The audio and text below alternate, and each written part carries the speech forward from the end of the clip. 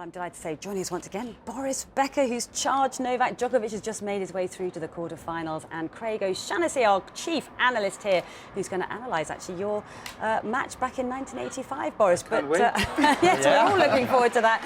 First of all, how relieved are you, or how proud are you? A little bit of both.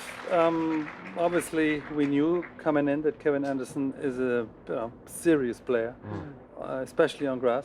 He reached the final of Queens just 2 weeks ago. He beat Stan Wawrinka in the tournament, and he played great to reach the fourth round. And when he's on, and he was on last night and he was on today, very difficult to beat. 40 aces, many winners. He really cracks the ball from the baseline. So as a player, you don't really get to play much tennis with him. So just the few chances you have to take, and it takes time. And it's the first time I've seen Novak actually go down and he kissed the turf afterwards, because he clearly was relieved to get through. But such a nightmare situation, Boris, having had that match held over due to bad light, when I guess last night he would have much preferred to have carried on after getting the momentum, having come back from 2 sets to love down. So very difficult to have prepared him, I imagine, to come out for a one-set penalty shootout.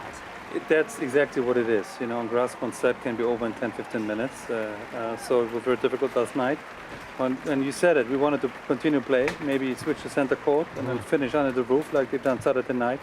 But we were explained for safety reasons, there were too many fans jamming into center court, so they felt it was unsafe for everybody involved. So we came out today knowing the weather wasn't all that great. So the waiting game starts, you don't know when you're going on, you don't know whether you can practice actually. So it was dry from 10:30 on, and it just started raining before the match. But mentally, obviously, Novak is a champ. He's done this before, and I'm very proud of him. Can I ask you, what's the difference in the preparation for Novak before he plays a match in terms of warm-up and everything that he has to do, compared to if today would have just been a day of practice? Because now he has 3 days in a row he has to prepare for a match. Does it make it more difficult for him? Well, he had 2 days off over the weekend, right? So that's how we start. And I felt that his matches were short and sweet. For my taste, a little bit too short and sweet. So I would have liked him to play a little bit more. Well, he got it out of the way today and yesterday. So I think he's arrived at the tournament now. He's match ready. He really had to rise to the occasion today.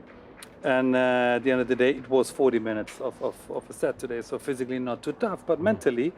3 days in a row is mentally draining, but nobody ever said it's easy going to win in Wimbledon. No. So you got to go through it sometimes. Oh, I thought it was easy. I mean, 17 years old, you can do. No, it looked easy, but it wasn't. So of course he wouldn't have practiced at 10:30 this morning. He would have played maybe now. Yeah. We're trying to work on a few things, maybe hit an hour. So physically and mentally, a total different type of stress. But as I said, he had the weekend off, so it was time to go back to work. I was going to say, does that differentiate this tournament because we get that Sunday off, whereas compared to the French Open, when of course he had to come back from Andy Murray's match in the semi-finals, then had to play back-to-back matches, and then suddenly maybe a little bit more mentally tired going into that final against Stan Wawrinka. Does it help him then, the fact that he's had that Sunday off here, even though he's still going to have to play back-to-back matches? I think it affected him in Paris. I think those 10% missing that he needed to win a final, he lost on the Saturday. I think it helps him here. Yes. With having the 2 days off, grass matches are quicker. He didn't play a tournament before, so the extra set or two helps him anyway. Yeah. Now, it doesn't have to be always that close. It can be maybe 6-2 in the fourth, or maybe a little easier. But I think once you go through as a player, you weather the storm. And I think that's the message to the locker room, that whoever said that maybe he wasn't ready before, well, he's ready now. Yeah, well, he certainly held his nerve towards the end. We're going to turn back the clock now to 1985, Boris. We've got some wonderful shots here, and then we're going to analyse the match with Craig here. So just talk us through these moments. We're starting with me walking in front of Kevin. I felt that was important because I wanted to get that first chair. Was that your lucky chair? Well, I was on the semi-final. But I'm happy we have color television, so that's the first time.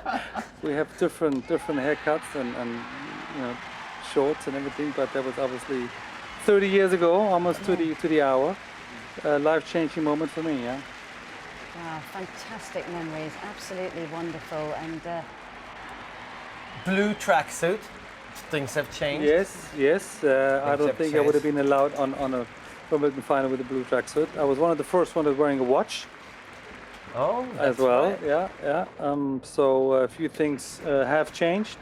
Most of the tradition they kept, but I think they changed wisely. I'm not too sure whether this 100% white Yes. maybe it's taking it too far a little bit, Yes. but predominantly white. I'm all for it. But yeah, 30 years ago, what can I tell Really you? special memories. It's Amazing, actually 30 amazing. years ago to the day, actually, which is absolutely wonderful. We've got you here in the studio. Now, Craig, we're going to bring you in here because I know you've been looking at the match with some analysis. So what did you find out? Well, it's a And then we'll compare it to what Boris thinks. Exactly. It was a very special match all round. It was actually, I was 18 years old, Boris, you were 17. I grew up playing in Albury, Australia on the grass courts where Margaret Court came from. And myself and a couple of friends said, you know what, great idea to go to Wimbledon. So I was actually there at 18 years old, sitting in the stands, very close to the Royal Box, watching that final. Wow, you were there. I was there. Yeah, it was my first tournament I'd ever seen. First trip away from Australia. We came over, we went to the first couple of rounds. I remember watching Steffi Graf, her match out on an outer court. Yeah. We then drove around England and Scotland and Wales, came back, semis and finals. And it was incredibly inspirational for me to be, a teenager at 18 sitting and watching you at 17 doing something that the world had never seen. So it was magical all around, but it was one of my life's best experiences. I was fortunate enough to be on centre court as part of Dustin Brown's coaching team against Rafa. Nice. The experience that I had watching you was identical. It was an amazing time. Thank you very much. Yes. So what about in terms of the match sort of analysis? Did you take a look at it, the serving Yes, of we did. Boris? We did. We've got a few different highlight clips that we're going to run through now. We're going to start with some of the serving patterns. There were a lot of serves, Boris, that we noticed out wide in the ad court. You really targeted that against Kevin's one-handed backhand. That one goes down the middle. I like the hold there. A tough fall, but a lot of serves out wide. Now have a look how far away from the volley. I mean, absolutely no chance. Was that a strategy that you had going into the match? Well, as we see, Kevin has a one-handed backhand return, mostly sliding it. So even if he gets to the ball, he only sort of slides it back and it gives the volleyer a much better hit at the volley. Where when you play against a two-handed guy like Mats, you would stay away from that backhand return a little bit and maybe serve more to the body or the forehand. On the other hand, on grass, the wide serve on either side is very good anyway because Look how high you're taking him up there. Yeah, there was a second serve kick. Yep. You see there isn't much grass left anymore. In those days we came in all the time. So once it gets dirty, the bounce is much higher. So a kick is much more effective late in the second week than early in the first. Very interesting.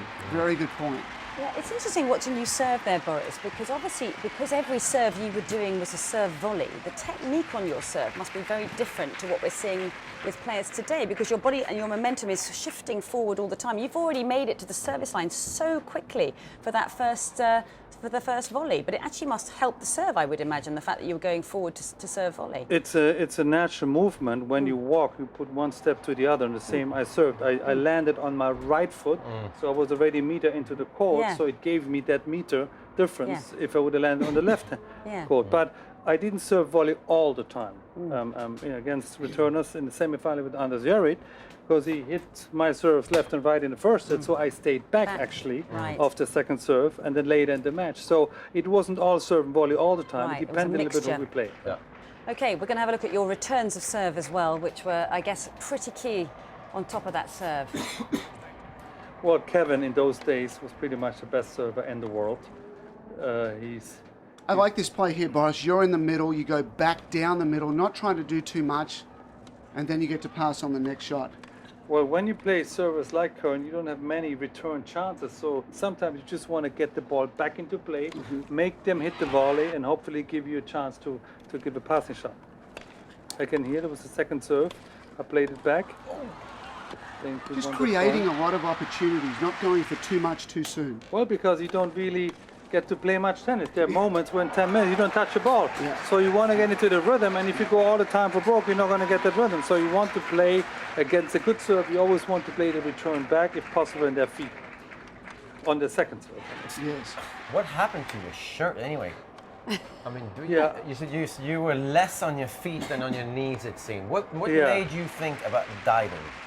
Because I wasn't fast enough. It wasn't something I trained. It wasn't something I intentionally wanted to do. It was instinct taking over when the ball was passing me, and I was so upset that I couldn't get it, so I was diving. That was really it. Yeah, you have to do a lot of washing on those shorts.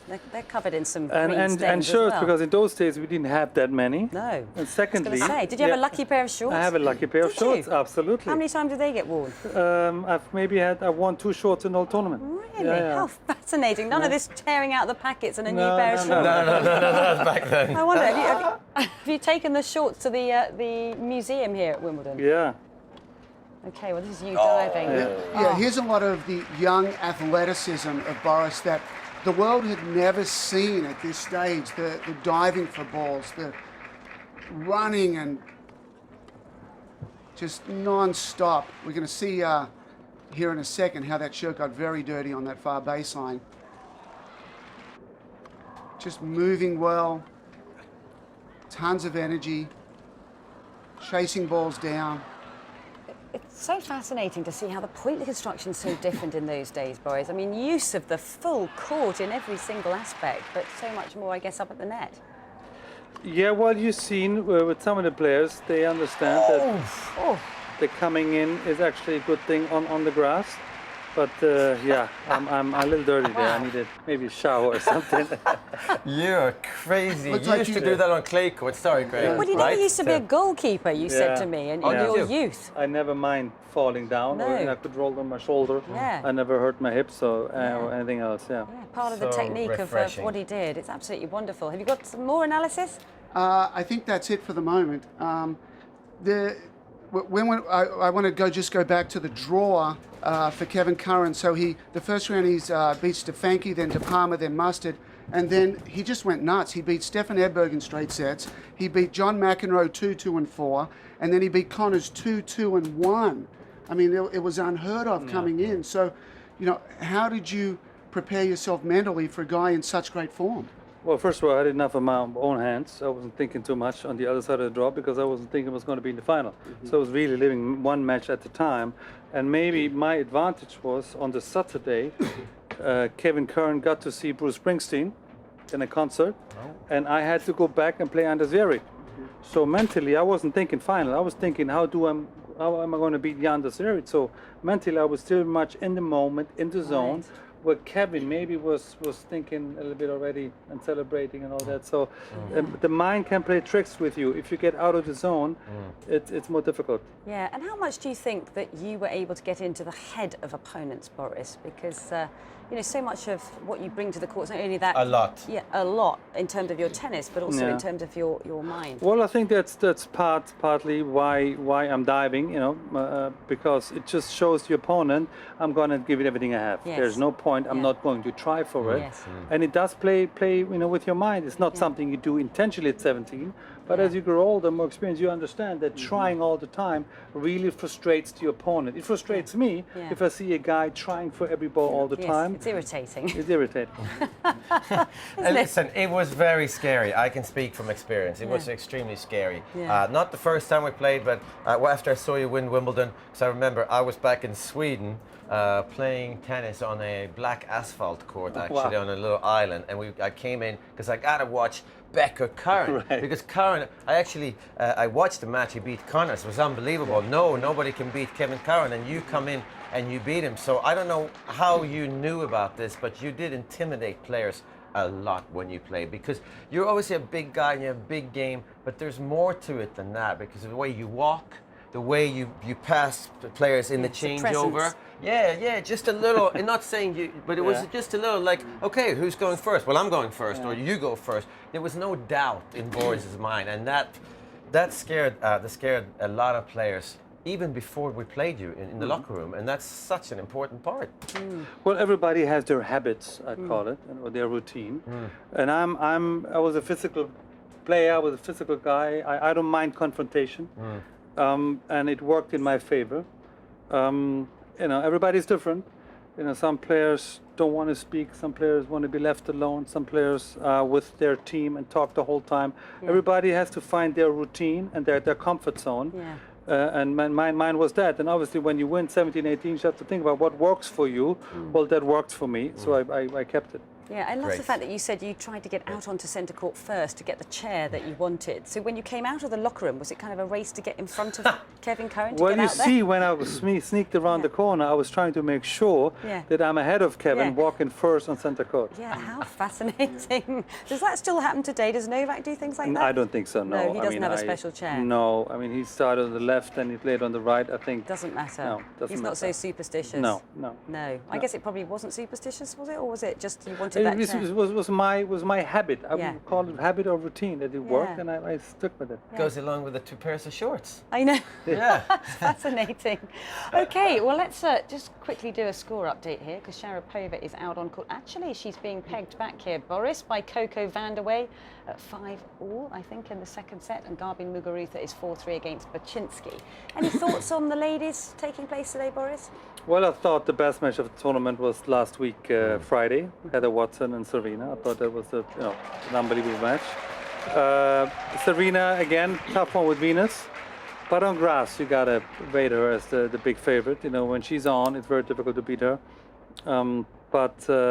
Women's tennis, you never know these days. I don't see, you saw at the French Open, she had a lot of 3-setters. Here again, she had 3-setters. So yeah, I think the top girls are coming closer together. There isn't the era where Steffi Graf or Chris Evert, Martina, where you win always Dominating. 1 and 2, and then you get to the semi-final for your first match. Yeah. I think it's much more competitive these days. Yeah. Before Nice. we let you go, are you celebrating tonight the 30 years since you won here? No, I'm in You're the zone. exhausted. I'm thinking Cilic. I'm Yes. thinking Novak. We got to prepare for the next match, and that's my mindset. Yes, well, last time you came in the Great. studio, I said, Boris, you look like you've lost weight. Well, you look like you've lost even more after that experience last night. Probably have. Yeah. Yeah, Well fantastic. done. Thank you so Thank much. you As very much. always, when you come and see us, it's an absolute pleasure. Thank you. Thank you.